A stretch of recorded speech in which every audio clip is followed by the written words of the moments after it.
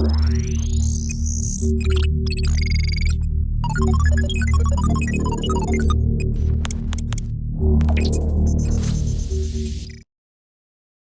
datang kembali di bagian ketiga.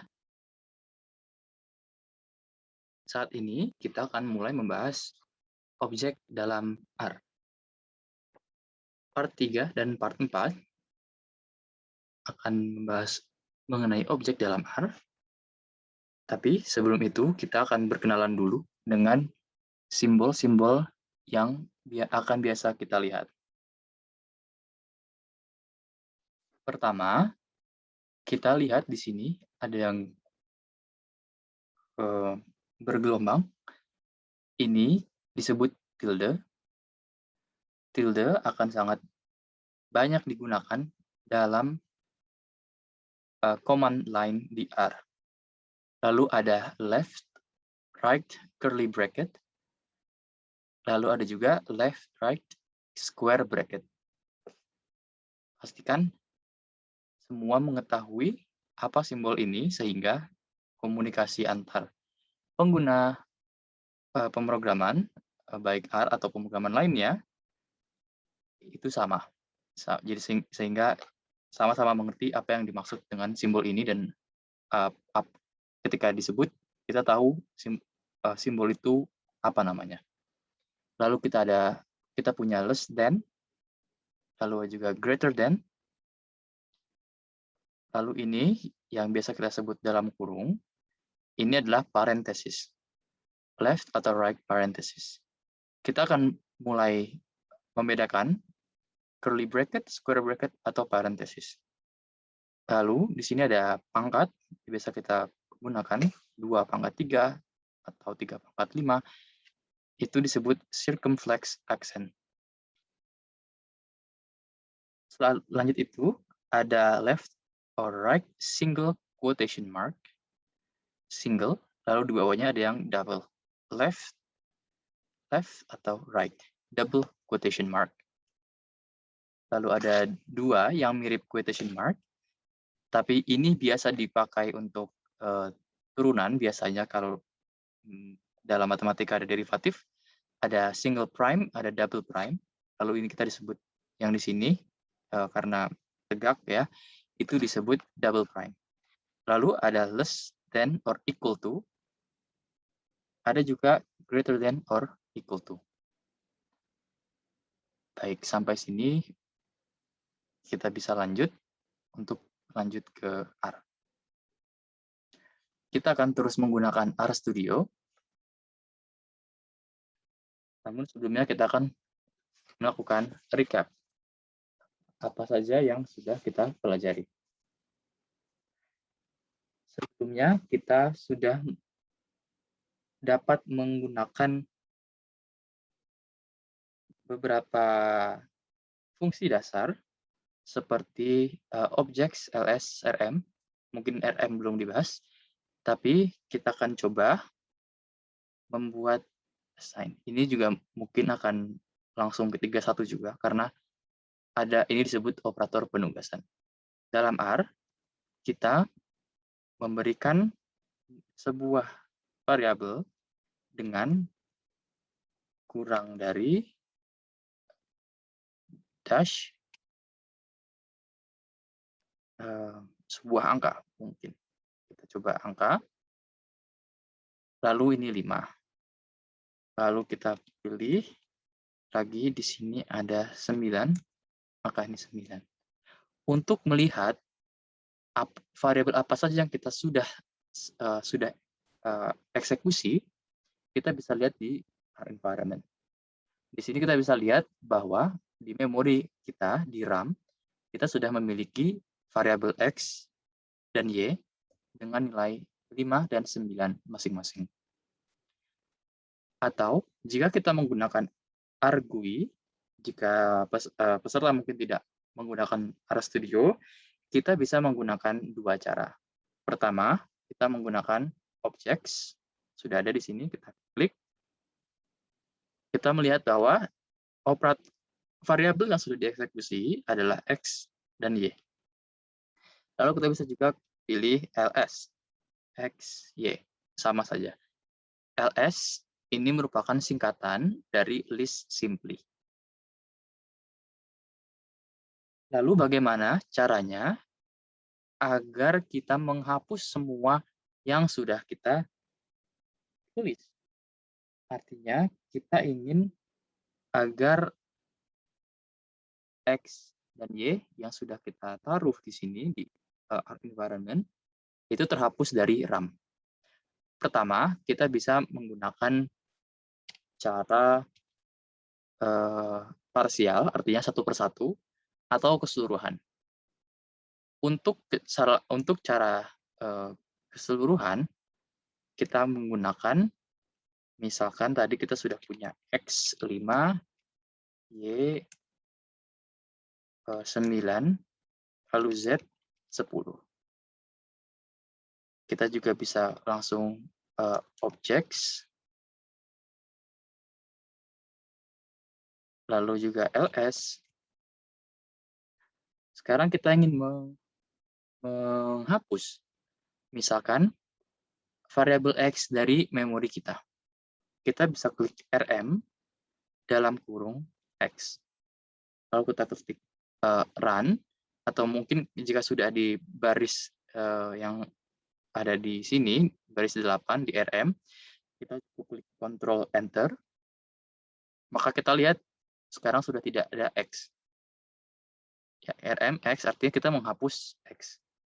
Jika kita coba ls lagi, lalu kita ketik Ctrl Enter, sekarang kita hanya tinggal memiliki Y, Z. Oke, bagi yang masih ada yang bingung, kita coba ulang. Misalkan kita blok X, Y, Z, lalu kita jalankan, Ctrl Enter, maka kita punya X, Y, Z dengan nilai masing-masing. Jika kita klik objects atau ls, kita klik ls, maka kita punya X, Y, dan Z. Untuk menghapus X dari memori, kita punya RM dalam kurung X. Sehingga X sudah terhapus. Lalu kita memiliki ls untuk melihat lagi.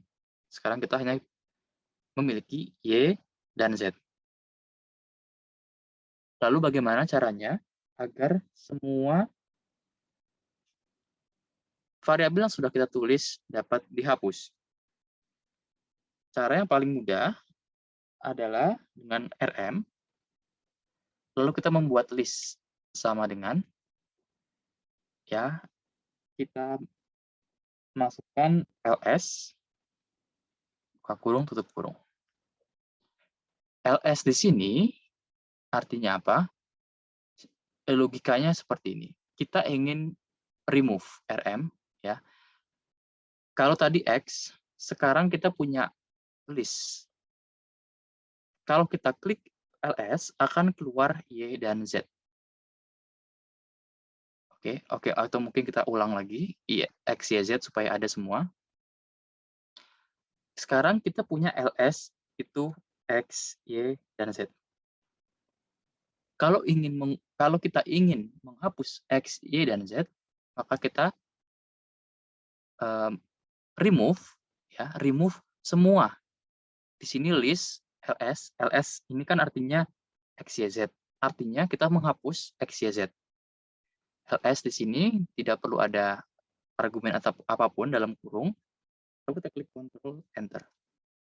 Lalu otomatis environment is empty. Jika kita klik ls lagi, Ctrl Enter, 0. Karakter 0. Artinya tidak ada apapun yang tertulis di hard.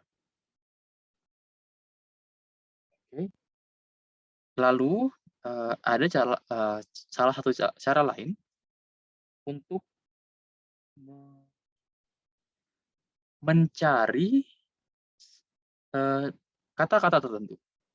Misalkan kita memiliki variabel yang sudah terstruktur, terpattern atau tidak.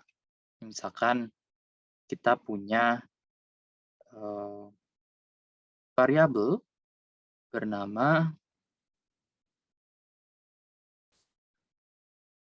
jak1 ini 12, jak2 ini 15, jak3 ini 19, jak4 ini 20. Ini asal, variabel ini asal, tapi saya di sini kita ingin melihat bagaimana kita bisa menggunakan ls menggunakan pattern. Oke. Pertama, kita juga mau menggunakan hal yang lain. Misalkan kita punya dep 1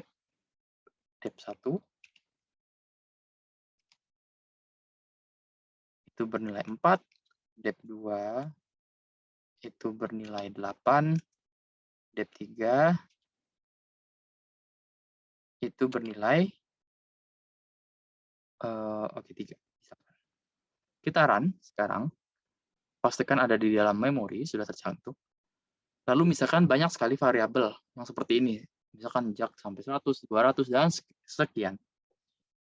Untuk mencari atau ingin mengambil hal-hal penting saja dari jak, atau misalkan di sini di depan ada dep, tapi ada juga misalkan namanya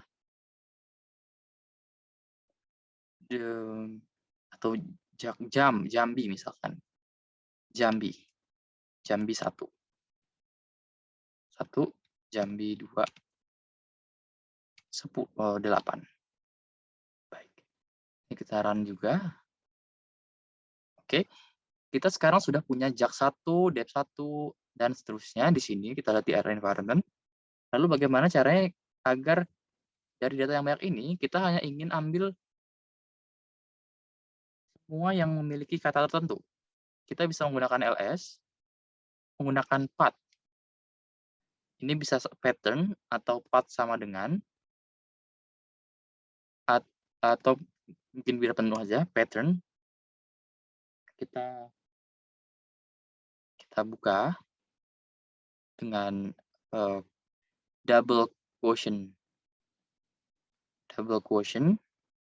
mark, lalu kita misalkan saya hanya ingin yang ada kata-kata K-nya saja. Oke. Kita klik enter. Maka kita akan lihat bahwa kita memiliki jak 1, jak 2, jak 3, jak 4. Lalu saya sekarang ingin menggunakan atau ingin mencari semua daerah yang di depan variabelnya itu diawali oleh J, huruf J, maka kita bisa menggunakan circumflex accent. Circumflex accent J. Ini menandakan bahwa huruf di depan, terdepan, ya ini circumflex accent ini digunakan untuk mengambil apapun huruf variabel yang diawali oleh huruf J. Sekarang kita klik enter, Ctrl enter.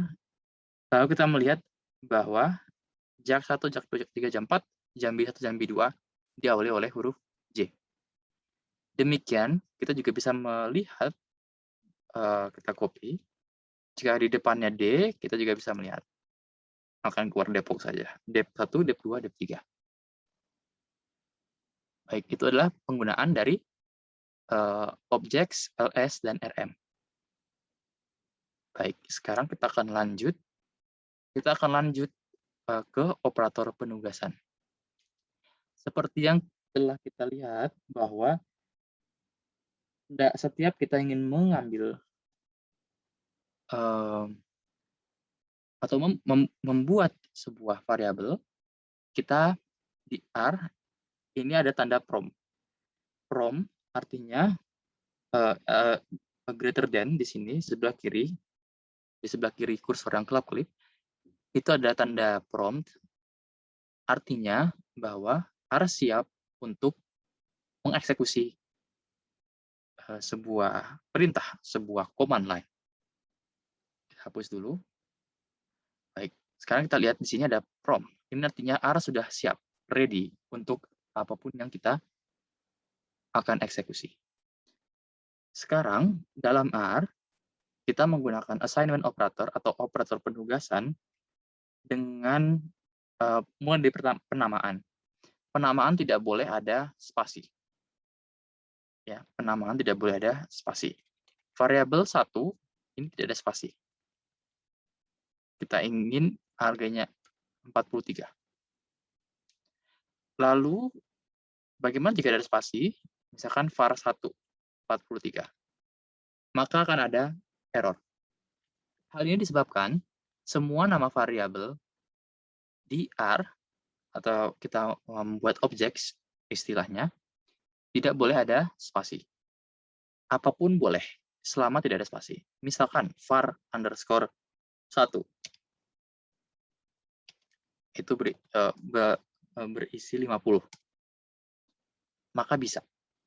var 3 55. Kita lihat bahwa di sini kita tidak bisa menggunakan dash. Oke, karena dalam R, operator penugasan itu itu menggunakan tanda kurang dari strip dash, ya. Ini akan menimbulkan kebingungan. Dan di sini ini hanya digunakan untuk minus, ya, misalkan 5 kurang 3.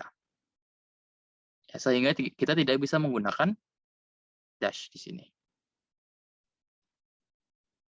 Oke. Oke, lanjut. Kita bisa lanjut juga, atau mungkin ini namanya hyphen, karena lebih kecil ya. Kalau dash itu agak sedikit panjang. Tapi intinya adalah kita tidak bisa menggunakan tanda ini, karena ini sudah di-reserve, sudah dipesan khusus untuk aritmatika, ya, untuk pengurangan. Oke. Sekarang kita lanjut ke mengapa tidak bisa, sebaiknya jangan menggunakan tanda sama dengan. Hindari penggunaan tanda sama dengan. Meskipun memang R bisa menggunakan, misalkan var 4 sama dengan 7, tetap bisa. Namun sebenarnya sama dengan ini nanti digunakan untuk fungsi, untuk argumen dalam sebuah fungsi. Oke, jadi semua ini kita nanti akan coba menggunakan sebuah fungsi dan argumennya. Di dalam R, ketika kita ada fungsi, ada nanti argumen yang sudah diatur secara default atau secara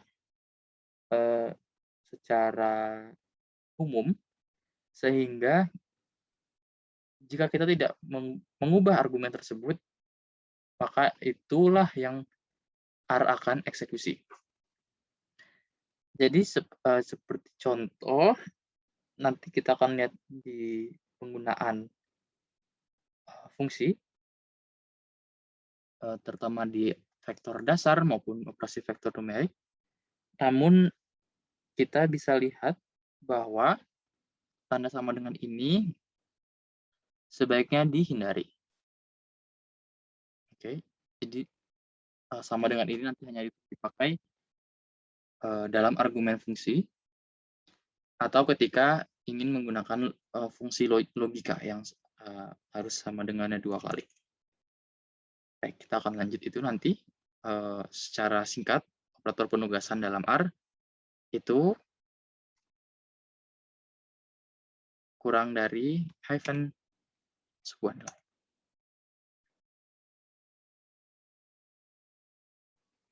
Oke.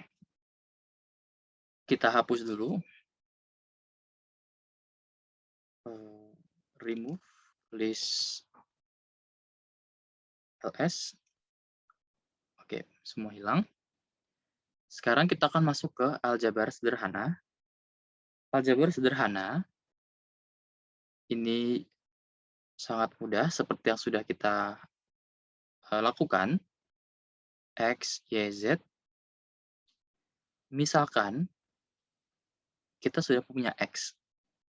Lalu kita ingin Y itu atau variabel akhir, ya misalkan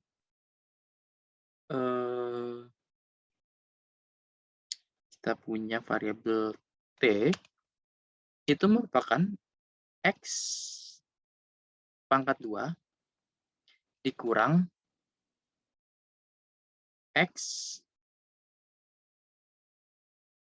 pangkat 3, sorry, X ini X pangkat 2 ya, dikurang misalkan 3X pangkat 3X ya, lalu ditambah 5. Ya. Maka kita sebenarnya sudah bisa lihat di sini tadi itu 15. Oke. Lalu bisa juga ketika kita ingin menggunakan ketika kita ingin menggunakan mode-mode lain. Di dalam R kita juga akan belajar tentang mode dan panjang. Mode itu terdiri,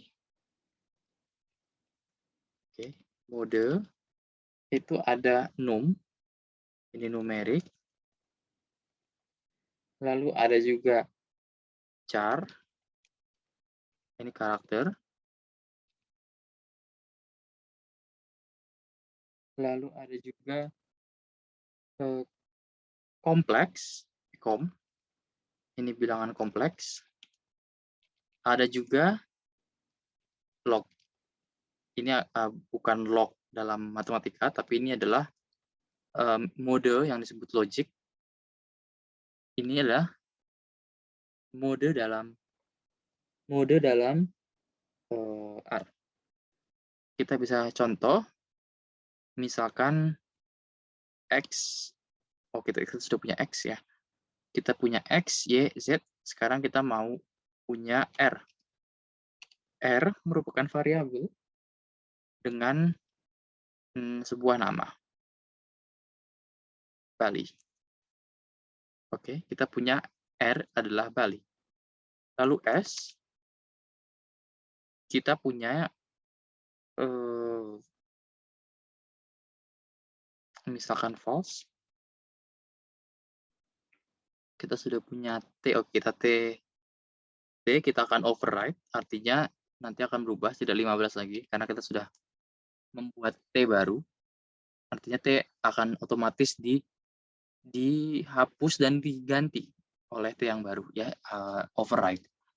T sama dengan 5i. Oke. Sekarang kita ingin melihat mode masing-masing. Pertama, mode X. X itu sama dengan 5, maka itu akan keluar numerik. Lalu mode R, karakter, artinya ini merupakan sebuah karakter, ya, Bali. Mode